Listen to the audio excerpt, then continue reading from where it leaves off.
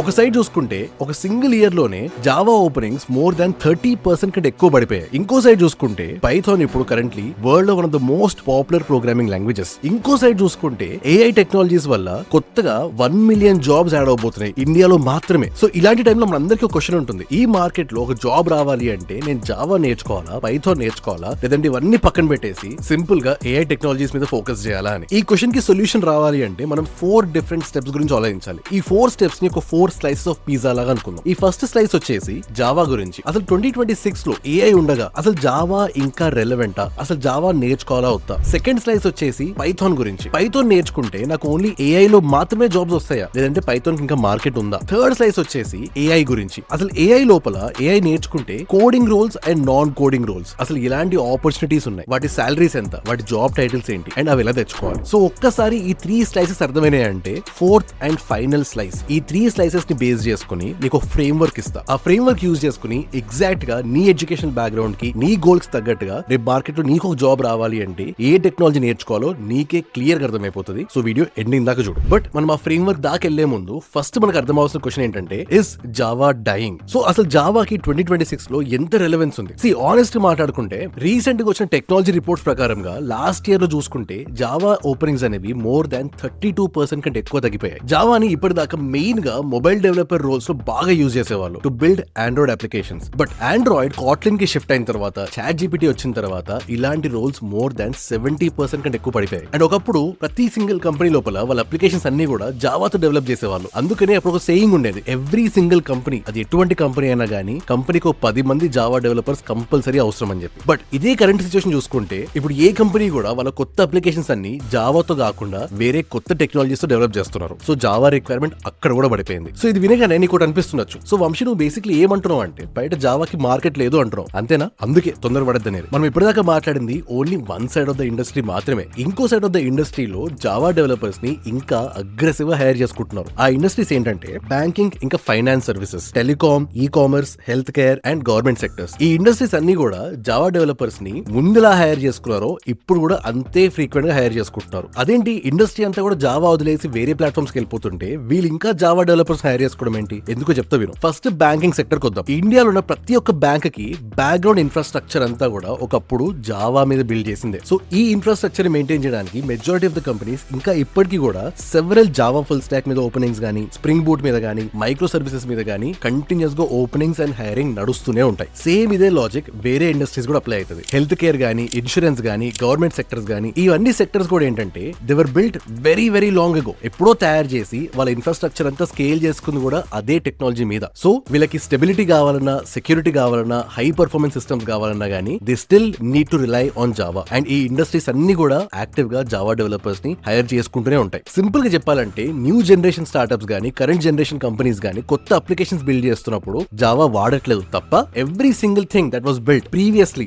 అదంతా కూడా ఒకప్పుడు జావా మీదనే ఉంది, అది జావా మీదనే ఉంటుంది. చలో మన పిజ్జాలో సెకండ్ స్లైస్ కి వచ్చేద్దాం, విచ్ ఇస్ పైథాన్. పైథాన్ అంటే ప్రతి ఒక్కరికి కనిపించేది ఏఐ జాబ్స్ మాత్రమే. పైథాన్ అంటే ఏఐ లో జాబ్స్ ఉంటాయి, ఎంఎల్ లో జాబ్స్ ఉంటాయి. ఈ సెగ్మెంట్ నేను ఏం చేస్తా అంటే క్లియర్ కట్ గా పైథాన్ ఈ 2 ఇండస్ట్రీస్ మాత్రమే కాకుండా ఇంకెక్కడెక్కడ వాడతారో క్లియర్ ఎక్స్ప్లెయిన్ చేస్తా విను. కరెంట్ గా Python programming language 3 completely different job markets కి డిఫాల్ట్ ప్రోగ్రామింగ్ లాంగ్వేజ్ అయిపోయింది. ఫస్ట్ జాబ్ మార్కెట్ వచ్చేసి బ్యాక్ ఎండ్ డెవలప్మెంట్. మనం ఇందాక జావాలో మాట్లాడుకున్నాం కదా, ప్రతి ఒక్కరు కొత్త అప్లికేషన్స్ అన్ని కూడా జావా మీద బిల్డ్ చేయట్లేదు అని. సో వాళ్ళు జావా వదిలేసి మూవ్ అయింది పైథాన్ కి. సో ఇప్పుడు వరల్డ్ లో ఏ కంపెనీ అయినా, చిన్న చిన్న స్టార్ట్అప్స్ నుంచి పెద్ద పెద్ద ఎంఎన్సీస్ వరకు, వాళ్ళు ఏపీఐస్ బిల్డ్ చేసుకోవాలన్నా, బ్యాక్ ఎండ్ అప్లికేషన్స్ బిల్డ్ చేసుకోవాలన్నా, ఆటోమేషన్ స్క్రిప్ట్స్ తయారు చేసుకోవాలన్నా, ఆర్ ఇంటర్నల్ టూల్స్ బిల్డ్ చేయాలన్నా గానీ they are using Python and its frame works.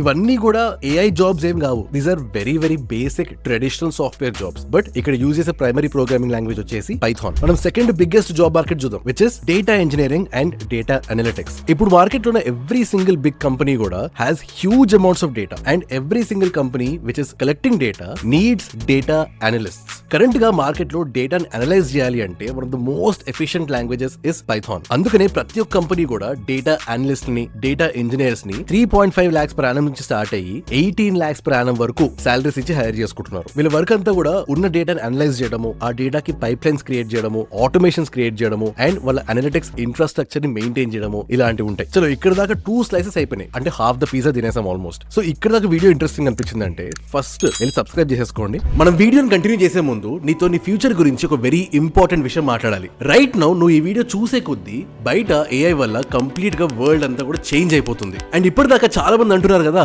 AI వచ్చేస్తుంది అని. అది కంప్లీట్లీ తప్పు. ఏఐ ఆల్రెడీ వచ్చేసింది. అండ్ ఎవరికైతే ఏఐ ఎలా పనిచేస్తుందో, దాన్ని ఎలా యూజ్ చేయాలి, దాన్ని యూజ్ చేసి అప్లికేషన్స్ ఎలా బిల్డ్ చేయాలి, ఈ నాలెడ్జ్ ఎవరికైతే ఉంటుందో బయట మార్కెట్ లో వాళ్ళకి మాత్రమే జాబ్స్ వస్తున్నాయి, వాళ్ళకి మాత్రమే ప్రమోషన్స్ వస్తున్నాయి. అండ్ మెయిన్ గా లే ఆఫ్స్ అవ్వకుండా వాళ్ళ జాబ్స్ సెక్యూర్ గా ఉంటున్నాయి. నువ్వు కాలేజ్ స్టూడెంట్ అయినా, ఫ్రెషర్ అయినా, జాబ్ సీకర్ అయినా, రేపు నువ్వు ఇంటర్వ్యూకి వెళ్ళినప్పుడు నేను అడిగే ఫస్ట్ క్వశ్చన్స్ ఏంటో తెలుసా? లార్జ్ లాంగ్వేజ్ మోడల్స్ మీద నీకు ఎంత నాలెడ్జ్ ఉంది, అసలు ఆర్ఏజీ సిస్టమ్స్ అంటే ఏంటి, అండ్ ఒక ఏఐ ఏజెంట్ ని బిల్డ్ చేయగలుగుతావా? ఈ క్వశ్చన్స్ లో వేటికైనా కూడా నీ ఆన్సర్ నో అయితే ఆ జాబ్ నీకు ఇవ్వకుండా వేరే ఇంకెవరికైనా ఇచ్చేస్తారు. అండ్ ఒక వర్కింగ్ ప్రొఫెషనల్ అయితే నీకు ఆల్రెడీ ఇంకా క్లియర్ గా తెలుసు, ఇప్పుడు ప్రతి ఒక్క కంపెనీ కూడా ఏఐ ని యూజ్ చేసుకుని వాళ్ళ అవుట్పుట్ ని పెంచుకోవడానికి ట్రై చేస్తున్నారు. ఇలాంటి టైం లోపల నీకు ఏఐ మీద నాలెడ్జ్ లేదంటే ఐదర్ ఆ నాలెడ్జ్ ఉన్న వాళ్ళతో నేను రిప్లేస్ చేస్తారు, లేదంటే నెక్స్ట్ లే ఆఫ్స్ లిస్ట్ లోపల నీ పేరు యాడ్ చేస్తారు. అందుకే నీ ఫ్యూచర్ ని సెక్యూర్ చేసుకోవడానికి cyano hub generative AI and AI agents course లోపల జాయిన్ అవ్వు. అండ్ ఈ కోర్స్ అర్థం కావడానికి నీకు ప్రీవియస్ గా మెషిన్ లెర్నింగ్ బ్యాక్గ్రౌండ్ అక్కర్లేదు, ఎటువంటి ప్రోగ్రామింగ్ నాలెడ్జ్ అక్కర్లేదు, అండ్ మెయిన్ గా నీకు ప్రీవియస్ గా ఎటువంటి ఏఐ నాలెడ్జ్ లేకపోయినా కూడా పర్వాలేదు. ఎందుకంటే ఈ కోర్స్ లోపల ప్రతి ఒక్క కాన్సెప్ట్ కూడా ఫ్రమ్ ద స్క్రాచ్ నుంచి నేర్పిస్తారు.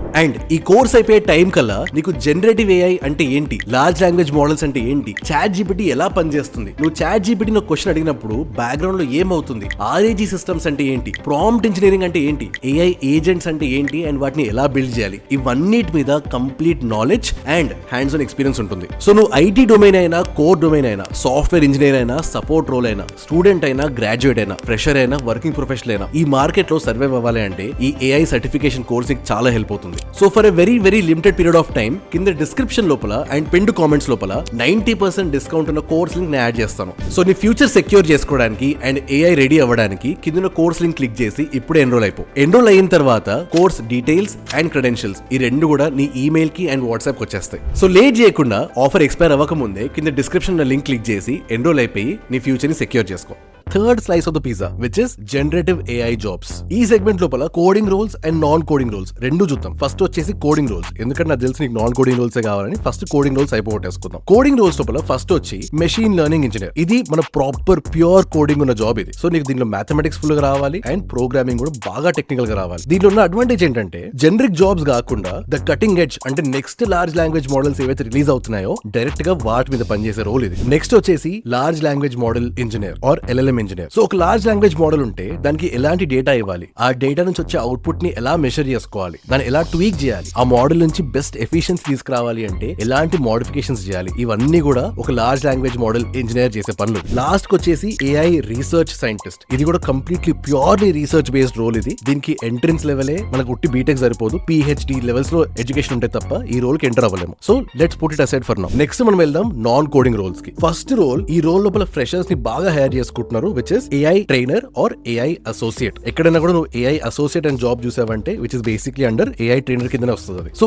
ఈ జాబ్ ఏంటంటే కంపెనీస్ లోపల వాళ్ళ ఓన్ లార్జ్ లాంగ్వేజ్ మోడల్స్ తయారు చేసుకున్నప్పుడు ఆ మోడల్స్ ని ట్రైన్ చేయడం కంపెనీ డేటా మీద. అంటే ఇప్పుడు టీసీఎస్ కి ఒక ఏఐ ఉంటుంది, మైక్రోసాఫ్ట్ కి ఒక ఏఐ ఉంటుంది, టెక్ మహీంద్రా ఒక ఏఐ ఉంటుంది. ఆ ఏఐ ఆ కంపెనీ పాలసీస్ తగ్గట్టుగా పనిచేయాలి. సో నీ జాబ్ ఏంటంటే ఆ ఏఐ మోడల్ ని ట్రైన్ చేయాలి ఆ కంపెనీ పాలసీస్ కి తగ్గట్టుగా అండ్ మేక్ షూర్ దట్ ఆ ఇచ్చే అవుట్పుట్ ఏదైతే ఉందో అది ప్రాపర్ గా ఇస్తుందా లేదా. అది సరిగ్గా ఇవ్వట్లేదు అంటే ప్రాంప్ట్ ఇంజనీరింగ్ ద్వారానో లేకపోతే ఇంకా ట్రైనింగ్ ద్వారానో ఆ మోడల్ ని రిఫైన్ చేసుకుంటూ రావాలి. అండ్ ఇవి ప్రాపర్ ఫుల్ టైమ్ రోల్స్. ఇవి ఒకప్పుడు అసోసియేట్ సాఫ్ట్వేర్ ఇంజనీర్ ఎలా హైర్ చేసుకునే వాళ్ళు ఇప్పుడు ఏఐ ఇంజనీర్ ని ఎలా హైర్ చేసుకుంటున్నారు. నెక్స్ట్ మనందరికి కొంచెం ఐడియా ఉన్న role prompt engineer. Basically prompt engineering అంటే ఏఐ ని ప్రాపర్ గా ఎలా ప్రాంప్ట్ చేయాలి, ఎలాంటి ఇన్స్ట్రక్షన్స్ ఇస్తే మంచి హై క్వాలిటీ అవుట్పుట్ వస్తుంది. సో కంపెనీస్ కి డిఫరెంట్ ఏఐ మోడల్స్ ఉన్నాయి, డిఫరెంట్ ఏఐ అప్లికేషన్స్ ఉన్నాయి. అంటే వాటిలో ఉన్న ప్రాంప్ట్స్ ని ఐడెంటిఫై చేసి ఇంకా మోడిఫై చేసి అప్గ్రేడ్ చేయడమే నీ జాబ్ ఉంటుంది. థర్డ్ రోల్ వచ్చేసి vibe coder or AI engineer. ఈ టూ రోల్స్ వరకు మార్కెట్ లో బాగా కనిపిస్తుంటాయి అండ్ ముందుకెళ్లే కొద్దీ ఇంకా ఎక్కువ పెరుగుతాయి కూడా. మనం వైబ్ కోడింగ్ మీద అసలు కంప్లీట్ ఫుల్ వీడియో చేసాము, మన ఛానల్ అవైలబుల్ ఉంది. సో దాని గురించి ఇప్పుడు ఎక్కువ డిస్కస్ చేయను, ఈ వీడియో అయిపోయింది, ఆ వీడియో చూడండి. బట్ వైబ్ కోడింగ్ కానీ లేదా జనరేటివ్ ఏఐ ఇంజనీర్ అంటే దాని మీనింగ్ ఏంటంటే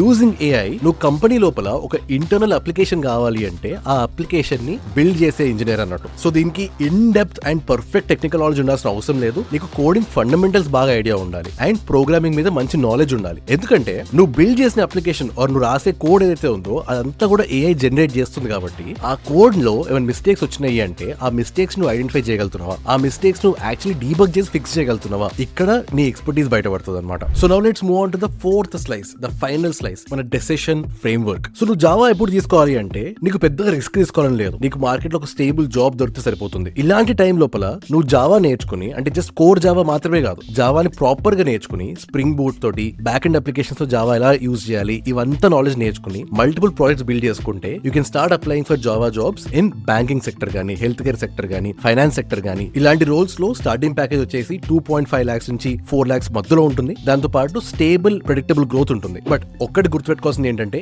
ఇక్కడ జావా ఒక్కటే సరిపోదు, జావాతో పాటు నీకు జనరేటివ్ ఏఐ మీద కూడా నాలెడ్జ్ ఉండాలి. అంటే జావా కోడ్ జనరేటివ్ ఏఐ తోటి ఎలా బిల్డ్ చేయాలి, ఎలా ఫాస్ట్ గా అవుట్పుట్ తీసుకురావాలి. ఈ స్కిల్ అనేది ఇండస్ట్రీలో ఏ సెక్టర్ కింద కూడా నాన్ నెగోషియబుల్ స్కిల్ ఇది. సో ఇలా మెల్లగా జావాతో స్టార్ట్ చేసి నీ కెరియర్ ని అడ్వాన్స్ చేసుకోవాలి అంటే next micro services and cloud మీద ఫోకస్ చేస్తే బాగుంటుంది. వీటి తోటి నీకు కొంచెం ఎక్స్పీరియన్స్ వచ్చిన తర్వాత మిడ్ లెవెల్ రోల్స్ నుంచి సీనియర్ లెవెల్ రోల్స్ వరకు టార్గెట్ చేయొచ్చు. నెక్స్ట్ పైథాన్ ఎప్పుడు తీసుకోవాలి అంటే నీకు కొంచెం ఫాస్ట్ చేంజింగ్ వరల్డ్ లో ఉన్న పర్వాలేదు, నేను అడాప్ట్ అవుతాను అనే కాన్ఫిడెన్స్ ఉన్నప్పుడు పైథాన్ తీసుకో. ఎందుకంటే wear ever you go with Python the world is going to keep changing very very quickly. So ఇక్కడ కూడా పైథాన్ బేసిక్స్ నుంచి ఇంటర్మీడియట్ లెవెల్ దాకా స్ట్రాంగ్ గా నేర్చుకుని కొన్ని ప్రాజెక్ట్స్ బిల్డ్ చేసి దీంతో పాటు SQL అండ్ డేటా అనాలిసిస్ నేర్చుకున్నావు అంటే ఎంట్రీ లెవెల్ రోల్స్ లో నీకు మంచి స్ట్రాంగ్ ఛాన్స్ ఉంటుంది. దీని మీద జనరేటివ్ AI స్కిల్ కూడా ఉంది అంటే మార్కెట్ లో నీకు ఇంకొంచెం అడ్వాంటేజ్ ఉంటుంది. అండ్ బేసిక్ నీకు పైథాన్ తో అడ్వాంటేజ్ ఏంటి అంటే ఇప్పుడు మార్కెట్ లో ఎవ్రీ సింగిల్ కంపెనీ, అది MNC గానీ, స్టార్ట్అప్ గానీ, లేకపోతే ప్రాడక్ట్ బేస్డ్ కంపెనీ గానీ, what ever it is, everybody is hiring for Python. So నీకు మార్కెట్ లో ఆపర్చునిటీస్ అండ్ పాసిబిలిటీస్ కూడా బాగా ఎక్కువ ఉంటాయి. And third option generative AI and vibe coding. So ఈ ఇండస్ట్రీలో ఆనెస్ట్ గా మాట్లాడుకుంటే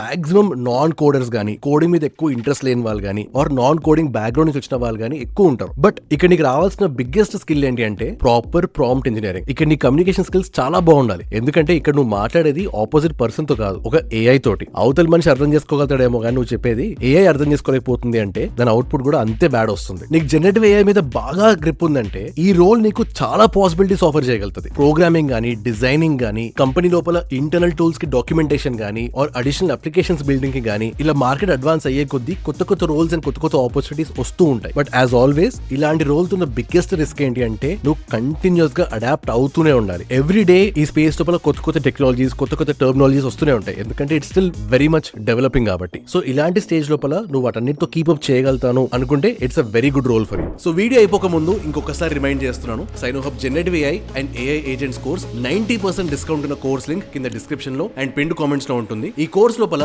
అసలు జనరేటివ్ AI అంటే ఏంటి, లార్జ్ లాంగ్వేజ్ మోడల్స్ అంటే ఏంటి, అసలు ప్రాంప్ట్ ఇంజనీరింగ్ అంటే ఏంటి, అండ్ AI ఏజెంట్స్ అండ్ వాటిని ఎలా బిల్డ్ చేయాలి, ఇవన్నీ కూడా ఫ్రమ్ ద స్క్రాచ్ నుంచి ప్రాక్టికల్ హ్యాండ్స్ ఆన్ నాలెడ్జ్ నేర్పిస్తారు. సో నీ ఫ్యూచర్ సెక్యూర్ చేసుకోవడానికి కింద కోర్స్ ఆఫర్ అయిపోక ముందే డిస్క్రిప్షన్ లింక్ క్లిక్ చేసి కోర్స్ ఎన్రోల్ అయిపో.